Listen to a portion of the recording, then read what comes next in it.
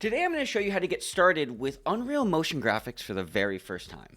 So I have a default project open in Unreal Engine 5.4. This is the preview version. And before I go any further, I do want to mention that if you're using the preview version of the Epic Games client or the Epic Games launcher, you might experience some issues if you try and update to the official launch of 5.4. So if you go to your library and see here, we have the preview version.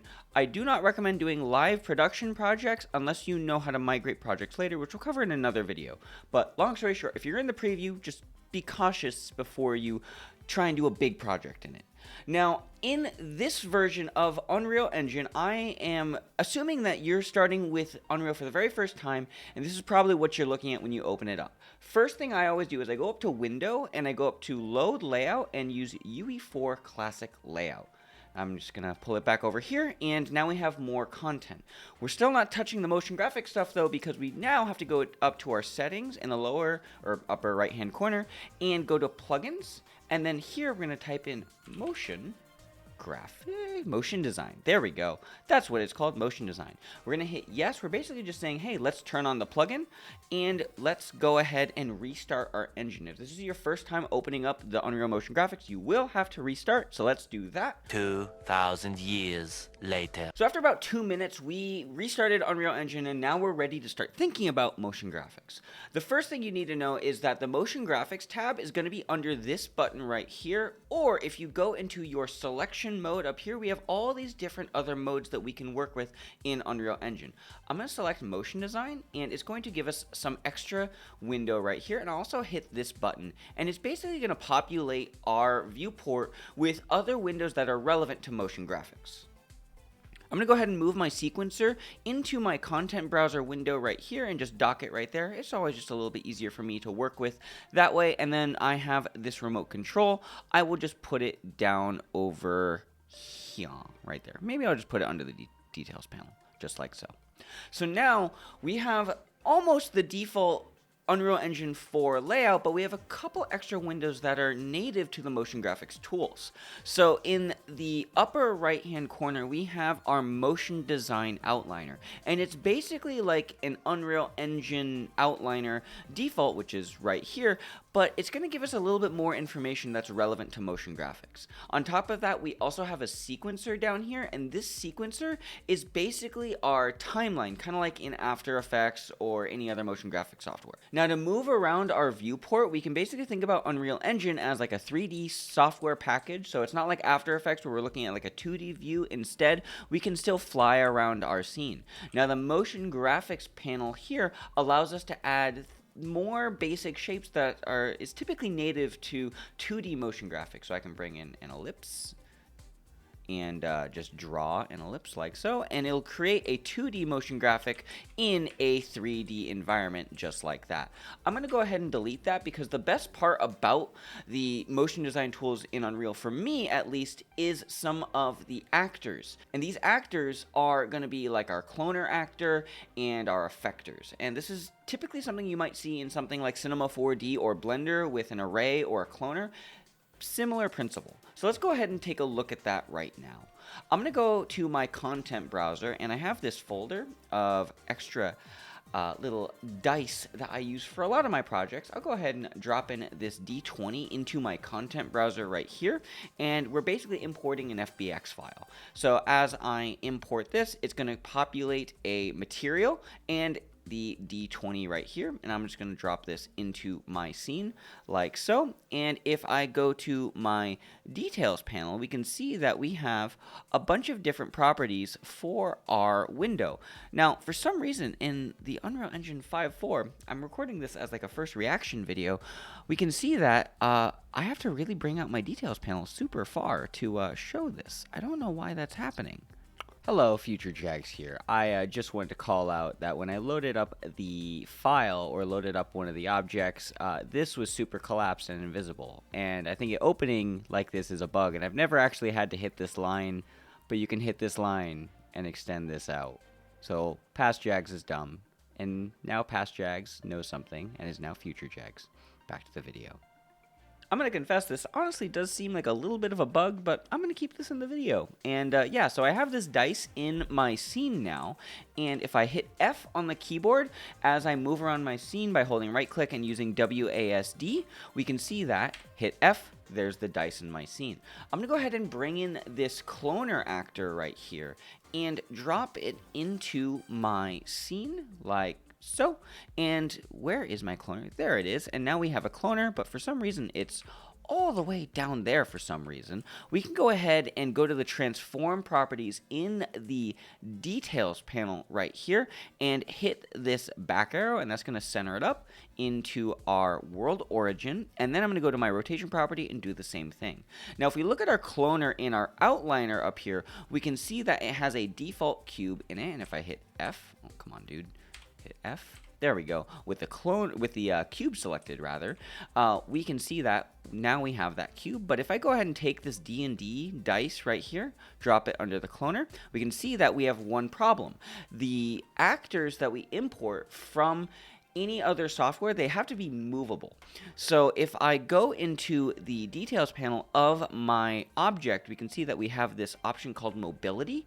And if I pull this over, because it's weird and buggy for some reason, set this to movable, now I drop this under the cloner, and now it's replacing some of those clones with the dice. Now, there's just one problem. We can see that the size of the dice is really, really tiny relative to the cube. So let's go ahead and try and scale this up.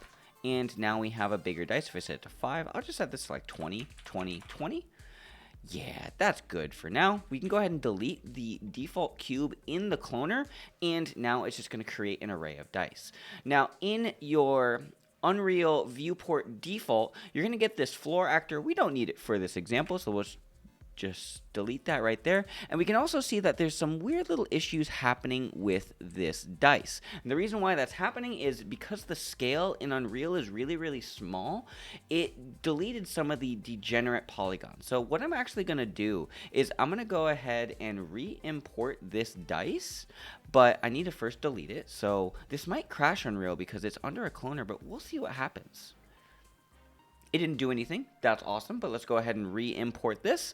And then if we go to the Advanced tab of our mesh, we can unselect Remove Degenerates, click Import, and we can get that dice back in and drop it back in our scene, replace it under the cloner after we set the mobility to default like so, and let's just rescale it up.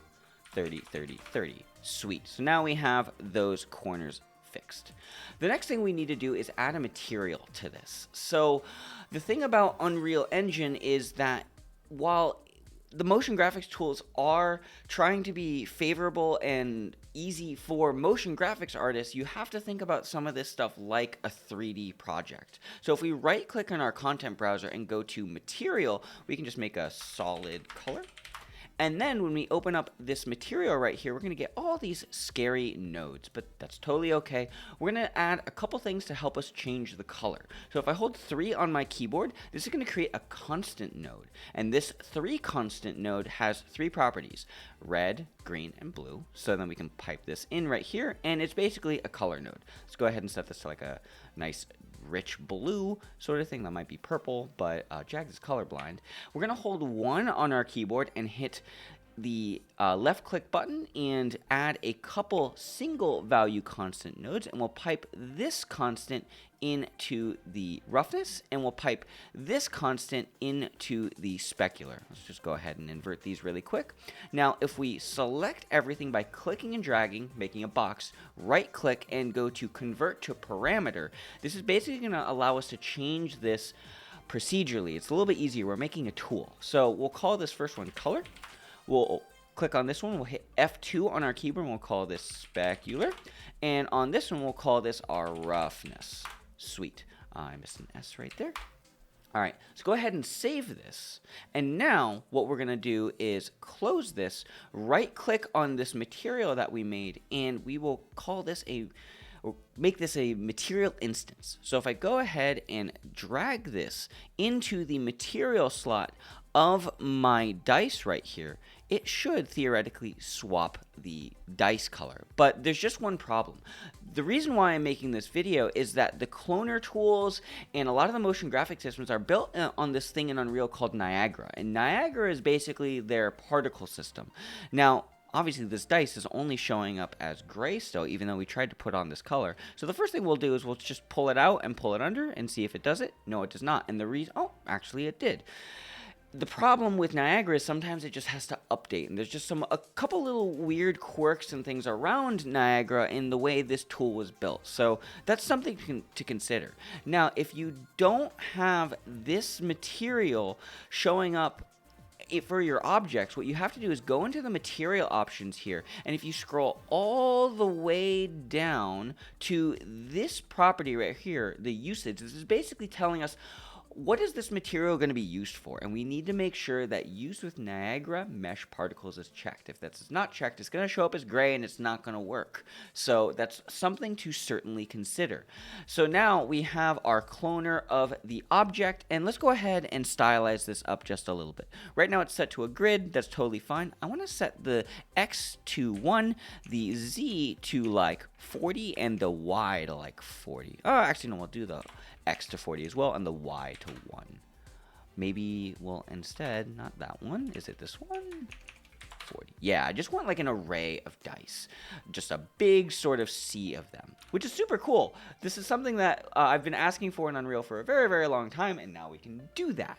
So now what we need to do is go up to the motion design tools, and we don't have our motion design option again. Where did it go? Well, we can click on this motion design button. Let's go ahead and go to motion design rather, and there goes our motion design mode. And again, we're going to add another actor, and this thing that we're going to add is called an effector. We're basically creating all of this geometry, these dice, with the cloner. But if I click on the effector right here and just click in my viewport, it's going to make an effector in my scene right here. Now nothing's happening, and the first thing I'm going to do is go ahead and reset the location of this effector. I'll just set this to 0, 0, and 0, so it's at world origin.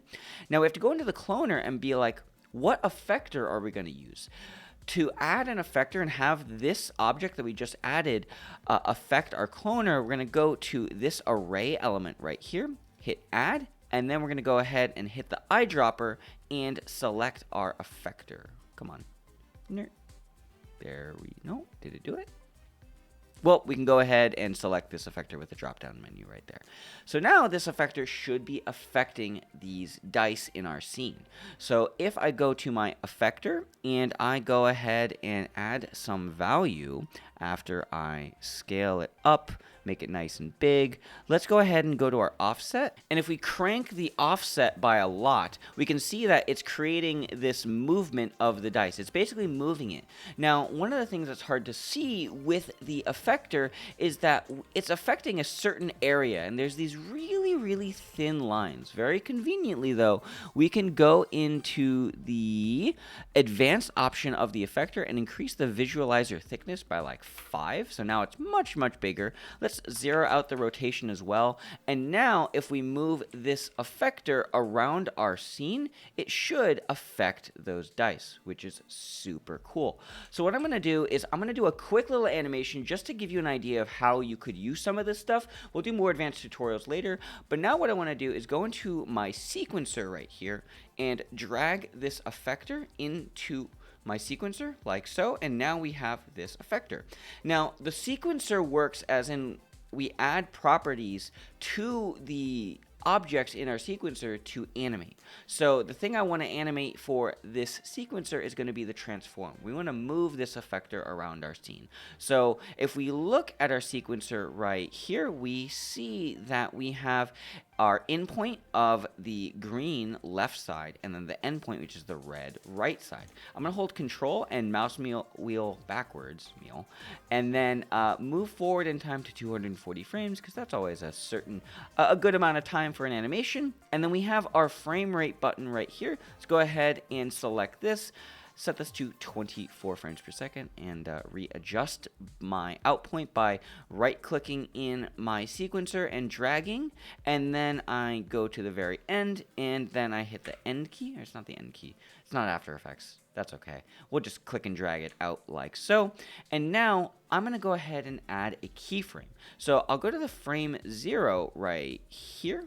Where is it? Right there. There we go. Add a keyframe like so. And then I'll go to the very end and I will move it at some interval in this animation and go ahead and add another keyframe like so. And if I go ahead and play this back, we can see the effector is kind of moving around the scene.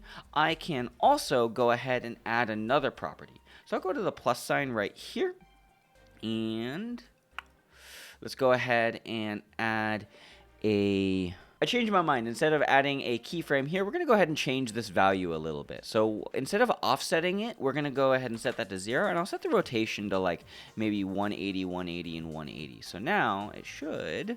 Come on, dude. You going to do something? You going to do what I want you to do? There we go. Yeah, we can see those dice are moving just a little bit.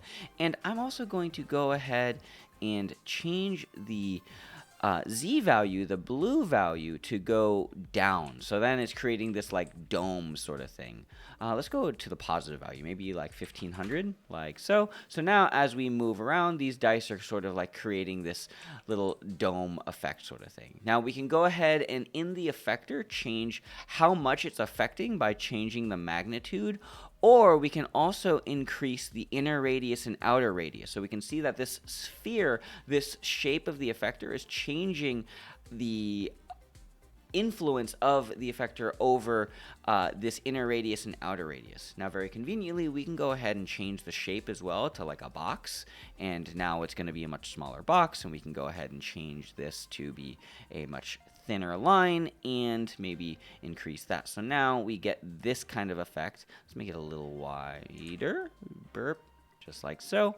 And it's looking a little harsh right now. Fortunately, we have this easing option where we can affect the influence based on an ease. So rather than it being a linear line, let's go ahead and set this to like, I don't know, in and out exponential, and it should make it a little nicer. So now as we play this animation, it's kind of doing this weird thing. So that's okay. Let's go ahead and render this. Now the problem with trying to render in Unreal Engine is there's some things that are not quite clear all the time, especially to new users in Unreal. So we're going to go up to these 3 lines right here, go ahead and add a create camera actor, and we'll add a Cine camera actor. There's also this motion design Cine camera actor, but I'm just going to use a basic Cine camera actor and drag this into my sequencer, and we can see that a couple things have been added. The first is that we have all these properties of the camera, such as the camera's aperture, which is going to affect your depth of field. We also have the focal length and the focus. Now, we're currently looking through the camera, but it's still a default Cinema4D or Unreal Engine default camera focal length of, this one is 11.88 for some reason, but I'm going to set this to like, let's say 24, and go ahead and preview through our camera. Now, for some reason, this camera is not working. It might be because we are using a Cine camera actor. So instead, we're going to go ahead and delete that. We don't want this camera. Instead, we're going to go ahead and add a create camera actor, motion design Cine camera actor, and we will go ahead and bring this into our scene. So now, if we go into this avalanche or Ava Cine camera actor, let's go ahead and increase the focal length to like 35, and for some reason, it's not doing the thing. Why is it not doing the thing? Go ahead and leave the camera. Oh, and for some reason, it was doing a weird thing. That's all right. This is why we test all these things, and we're going to keep this in the YouTube video because this is how you learn and how we figure stuff out. So now we have this camera in our scene. Now, if you want to look through your camera based on your level sequencer, you'll click this button right here. And basically, this will allow us to look through the camera. But the problem is if we hold right-click and try and move around, we can't move. So let's say we go ahead and leave this view by unselecting this and making sure that this is not blue or highlighted. We're going to go up to a camera and go to our place cameras, and now we're looking through our camera, and the difference between this view versus using our camera cut down here is that when we hold right click, we can kind of fly around our scene. So I will hold right click and then I'll mouse wheel backwards, and if we look in the top right hand corner, this should increase and decrease the speed of our viewport. For some reason, I wonder if they changed that in 5.4. That's okay though. We can go to this drop down menu and change our camera speed to a lower number. So now we can just kind of position a sequence over here, and we can go ahead and preview our crazy little animation. So now with all that done, we have a basic composition kind of set up. Again, this isn't the most fancy thing. We're kind of just demoing the tools. We have our clapboard right here, and this is going to allow us to render our movie sequence. So if we go ahead and select it, and I have other videos on my YouTube channel to go about the details of getting better renders in Unreal, but let's just use some of the default settings and maybe see if 5.4 has some cool, exciting stuff. We'll go to the settings of this main job and go to unsaved config, and that's okay. There's no other presets in here, so we're gonna go ahead and make a default one. Let's go ahead and delete the JPEG sequence, go to our settings right here, and let's take a look at the export settings. If you've never used Unreal before, it typically works as in we need to export an image sequence so that we can process it in other software. So I will generally work with EXR sequence, but there's some more advanced settings that you do need to know of. So instead, we're going to use a PNG sequence for this one. Let's go ahead and add a PNG sequence, and then I also always do recommend adding anti-aliasing, and we're going to go ahead and set the temporal count to 8. We're going to override our anti-aliasing, and in the advanced tab, we'll set the render warm-up to 24 and engine warm-up count to 24. Let's go ahead and select render warm-up frames. It's not actually going to render them, but it will sort of preload the engine so then we can basically get any extra effects that are happening before the engine advanced things. Anyways, now to render our shot, we need to set a folder for this. So I'm going to go to my output, and to select your folder, you change your output directory by selecting these 3 lines right here. And let's go ahead and make a folder on the desktop. We'll call this MoGraph Tut Renders, and we'll call this Scene 01.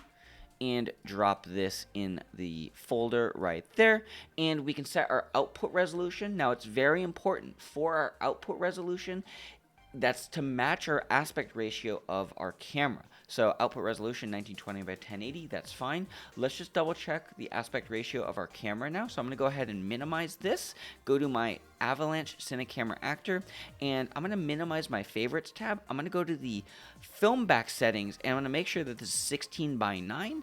If I set this to anything else, let's say 16 by 9 DSLR, it will change the aspect ratio, but we want to make sure that the aspect ratio or field of view matches our resolution. We can theoretically change this, but it is going to change the way in which this renders, so I do recommend making sure that your film back settings in your cameras matches your aspect ratio of your render settings, which you can find in your output right here. With all that said and done, let's go ahead and hit accept. And the last thing I do want to mention is that if you render this shot out and you do not have a camera cut track, your render will not work. So if you do not have a camera cut track, you're going to go to add right here and go to camera cut track. And this is basically the camera of our sequence. Also, make sure that your camera is basically fitting within the bounds of your in and out point, which is going to be down here with the green and red brackets. Okay, all the little quirks aside, let's hit the render button and render this shot out. Now, the amazing part about Unreal Engine is that it renders in real time or almost real time depending on your settings.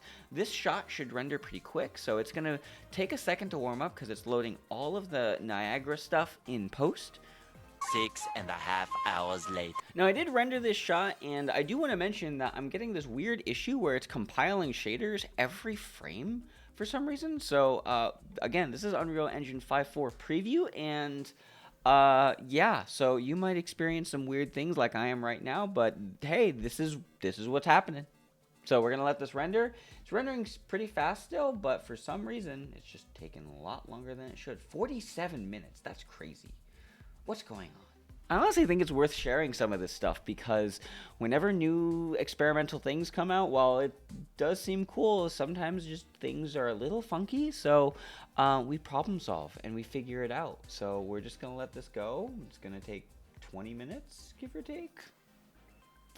So after that weird compiling issue, we are in After Effects, and we're gonna go ahead and import that footage that we just made. So we'll go into our UE5 folder of my After Effects project here. If you don't have that, just import it into your project bin, Control I to find the sequence, and I'm gonna select the first image of the sequence, make sure PNG sequence is selected, and hit import.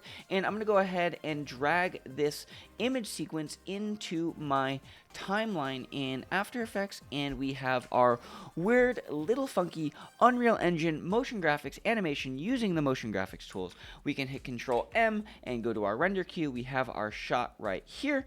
Go ahead and set this to H.264 if you want to post this on the internet, such as Instagram, TikTok, or whatever else you're doing, and make sure that you go ahead and name your file and hit the render button. And now you have a basic first look understanding of the Unreal Engine motion graphics tools using Unreal Engine 5.4 preview. Granted, this is the preview version of Unreal Engine 5 motion graphics, so there might be a little quirks and bugs as you saw with this video, but I hope you learned something, and if you did, let me know in the comment section down below. If you have questions, comments, concerns, comment section is down there for that as well. And I will leave you with the final tip, and that is to eat 1 gram of protein per pound of body weight and you'll make some gains. Goodbye, my friends. Bye.